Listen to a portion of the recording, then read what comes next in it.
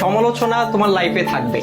তুমি যতদিন বেঁচে থাকবা ততদিন তোমার লাইফে সমালোচনা থাকবে, অবহেলা থাকবে, অবজ্ঞা থাকবে, তুচ্ছ-তাচ্ছিল্য থাকবে। এটাই স্বাভাবিক, এটাই জীবন।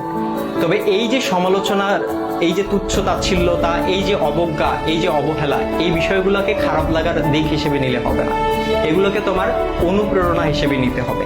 কারণ তুমি যখন এগুলোকে অনুপ্রেরণা হিসেবে নিবা, তখন এটা তোমার মধ্যে একটা জেদ তৈরি করবে। আর যেই জেদটা তোমাকে কঠোর পরিশ্রম করতে কি করবে ভাইয়া? অনুপ্রাণিত করবে।